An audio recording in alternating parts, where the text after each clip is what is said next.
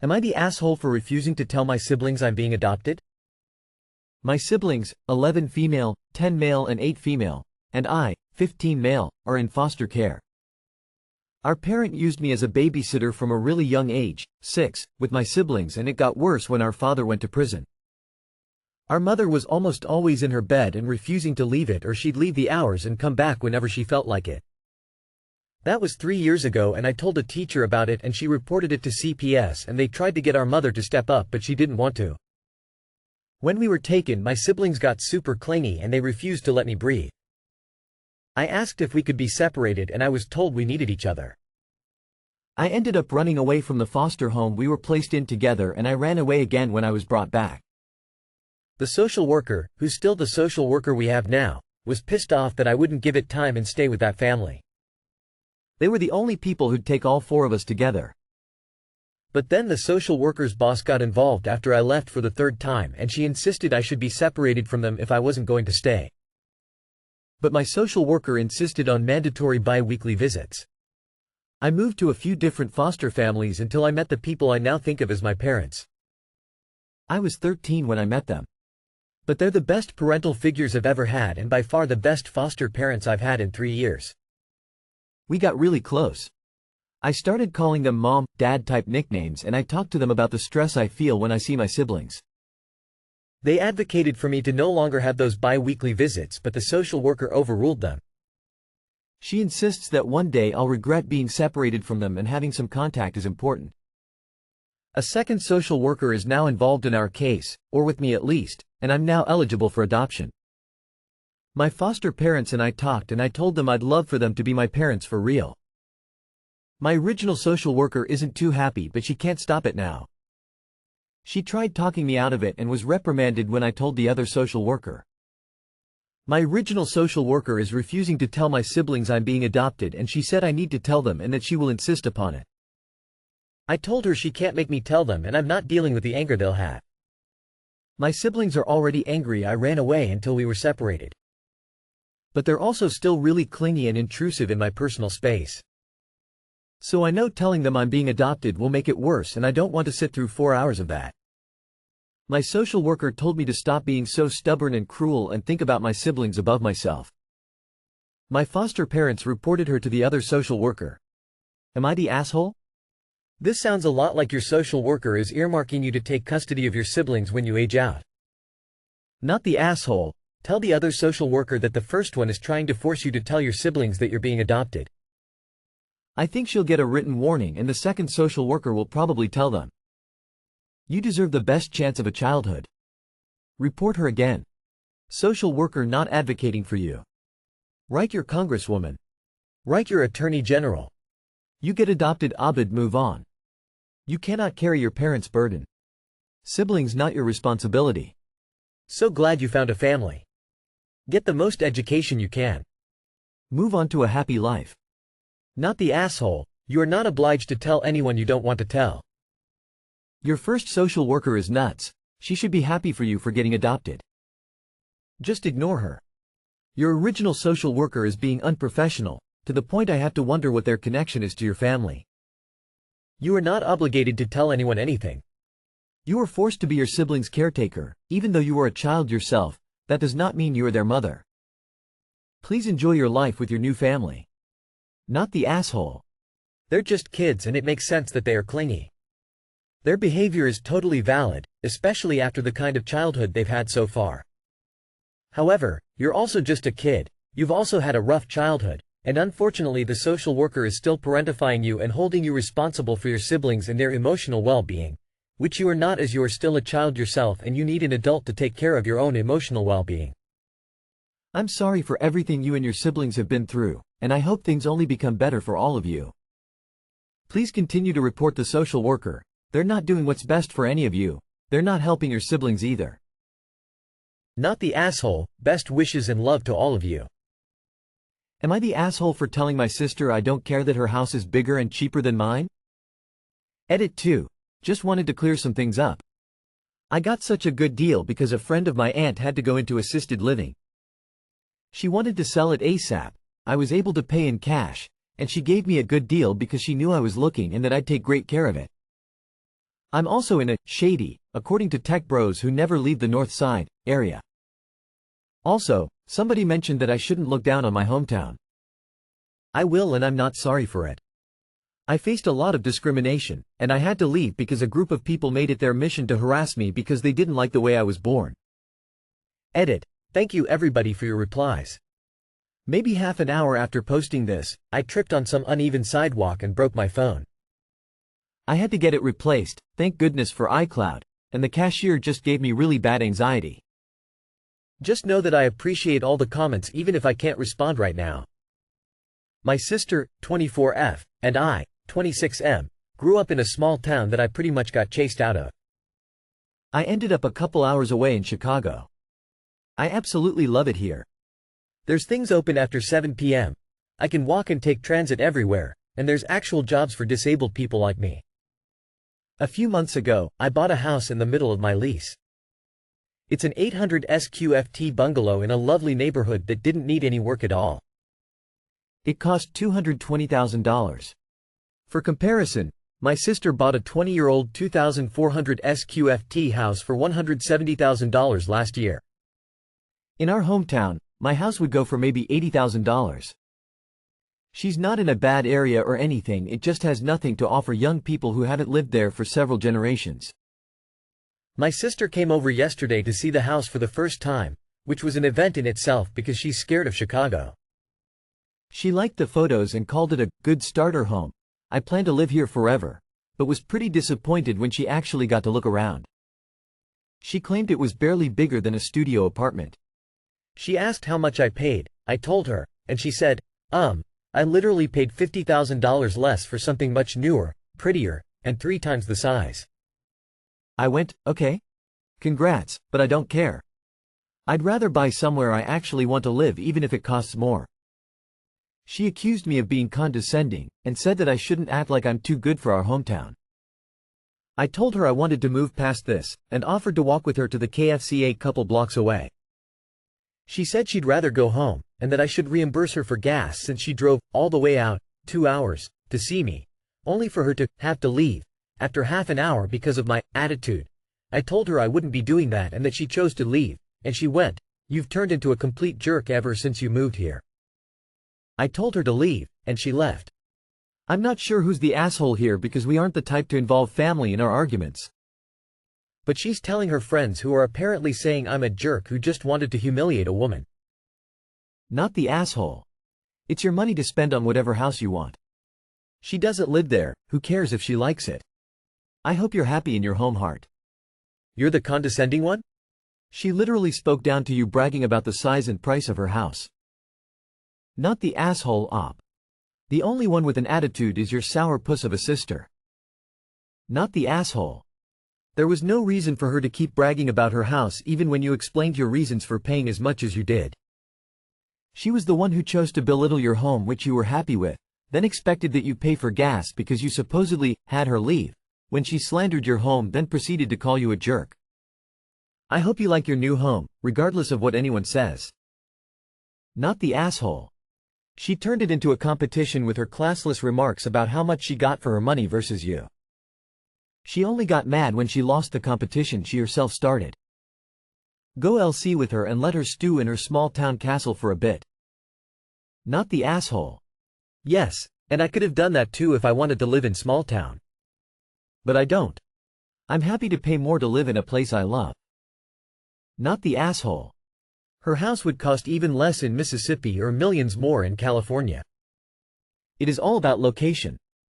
Send her some listings to prove your point. Or go low contact with her since she sounds like a piece of work to deal with. Congrats on your house. Am I the asshole for not telling my girlfriend about my scars? I, 26 male, have been with my girlfriend 21F for 10 months. Ever since we first hooked up she has been very curious, obsessive about my scars. I have around 30 of them that cover my body. Anytime someone asks about them I come up with a funny joke to kind of make sure they know I'm not comfortable with telling them. I.e., I had sex with Catwoman and it's not as fun as you might think, and get them to move on. Lately she's been asking non-stop to the level of that I finally told her I had no intention of telling her for the foreseeable future and that she should stop asking. She got very upset, saying I don't trust her or feel comfortable enough with her to be vulnerable and that it hurts her. I can understand that feeling, but I have not told someone for 5 years, and last time I did they used it against me. I told her I do trust her, but it is true that I'm not comfortable enough yet to discuss that past trauma. Am I the asshole? Edit. I am trying to reply to every comment I can, and I thank everyone that has taken the time to comment regardless of your opinion of me. If I haven't replied yet, I will as soon as I can. Thank you again. Second edit. Please refrain from insulting my GF. She is not an asshole and her curiosity is 100% justified. I am just trying to find the room and way to let her know what happened. Her feelings are justified and I don't think it comes from a bad place. Third edit. For context, we have had conversations around this topic where I have tried to convey that I am not ready to talk, and I've laid some groundwork for what happened without telling her anything detailed or specific.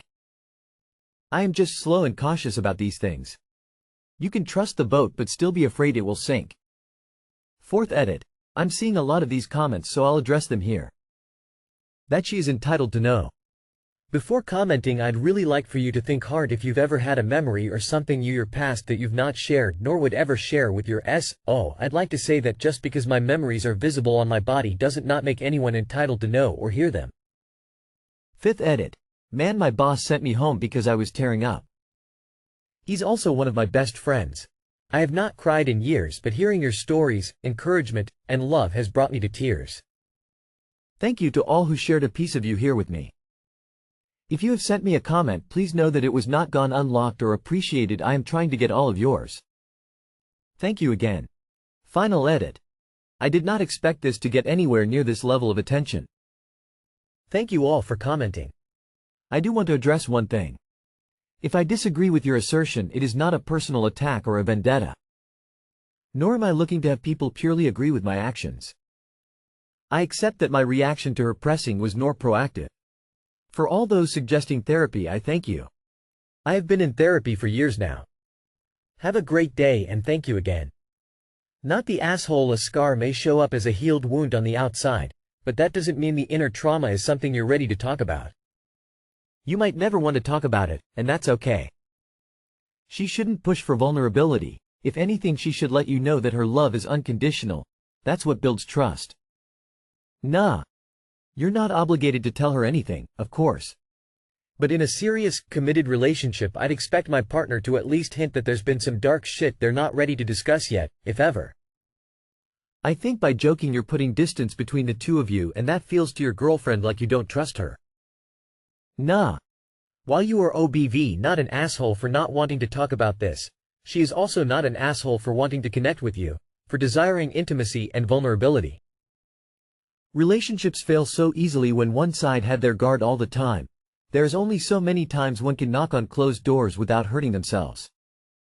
If this is a hard lawbreaker boundary, then present it as such. If she crosses it over after your explanation, then you will have a decision to make. But don't be surprised if your distrust will kill the relationship. Not the asshole. You don't owe it to her. But some amount of curiosity on her part seems understandable. I get why you might not want to, but maybe a very basic GIST, accident, fire, abuse, and then firmly drawing the line there might be appropriate and get her to cool it for a while. Nah. But I don't think you are ready to be in a relationship. No assholes here. I can see both sides. I understand that you might not feel ready to talk about it yet, but I also see her side as a partner, as someone you're supposed to be able to talk about literally everything, and I can see why she's not okay with a secret like that between the two of you. Am I the asshole for refusing to buy a bridesmaid's dress until I get closer to my goal weight? My 28F sister, Bree, 29F, is getting married a year from now. Recently, she reached out to ask me to be a bridesmaid. I was surprised because Bree and I aren't super close, but I was happy to be a part of her special day. I used to be extremely overweight, and last year I decided to take control of my health and lost 75 pounds. I'm much happier and healthier than I was, but I'd still like to lose another 60. This became complicated when Bree sent us a link to the dress she wanted us to buy. I've never been a bridesmaid, but apparently it is common for brides to ask their bridesmaids to buy their own dress. Still, The dress she requested costed $300, which seemed pricey to me. Bree has asked us to order the dress within a couple of weeks, as it's popular and she's worried it will sell out. I called Bree and told her I am on a weight loss journey and am not buying clothes until I get closer to my goal weight unless they're from Goodwill or Walmart or something. Bree seemed really upset by this. She asked if I could just purchase the size I am now and have it be loose at the wedding. I told her I plan on being almost 60 pounds lighter by the wedding, so the dress won't be loose, it will literally fall off. Bree asked then if I could slow down my weight loss until after the wedding so the dress would fit. I told her absolutely not. I feel amazing and I'm already losing at a slow and steady pace. I presented Bree with 3 solutions. 1, I can wait to buy the dress until closer to the wedding, as I requested. 2, she can buy me the dress now with her money. Or 3, I drop out of the bridal party, since she probably has people she's closer with than me anyway. Bree did not seem keen on any of these options, even removing me from the bridal party. She told me I was ruining her big day and that it's about her, not me, so why does it matter if I wear a dress that's a little loose? I hung up after that to give Bree some time to cool off, but then I got a call from my mother telling me what a horrible sister I was and how selfish I was for not just ordering the bridesmaid's dress. She reiterated how it's Bree's day, not mine, and when I have my own wedding I can do things exactly how I want. To be truthful, I am finally starting to feel confident and to like how I look. Before I started losing weight, I wouldn't have cared if I wore a too loose dress because I was fat and ugly, anyway. Now, even though I only buy dirt cheap clothes, I make sure to buy clothes that flatter me and accentuate my curves. I put a lot more effort into hair, makeup, and overall presentation. So yes, even though it is not my wedding, this will probably be the first formal event I go to after having lost weight, and I know lots of pictures will be taken. I want to look my best for these photos because I know I will look back on them and remember how hard I worked to get there. Does this make me a selfish aw? You are the asshole here, but softly. Weight loss is unpredictable, especially as you get closer to your goal. I'd buy your current size or maybe one size down and then plan on tailoring close to the wedding. And yes, it's annoying and expensive. I've dealt with that choice between buy something new or pay almost double to get something tailored down, and it's not the easiest. I really feel you on this. However, it is an unavoidable part of the process because formal events, work occasions, etc. continue on while you are making such big life changes. You're still minimizing your spending more than a lot of people can by only getting inexpensive clothes for every day. You are the asshole. Your feelings are understandable, but the reality is the dress will sell out and it's her choice. It's her wedding. You buy it and pay to get it altered in enough time before the wedding, or buy a smaller size. The wedding isn't about you. You are the asshole. You can get the dress the size you are now and have it altered to fit as the day approaches. Why did you not offer this as an option? Can't believe no one thought of this.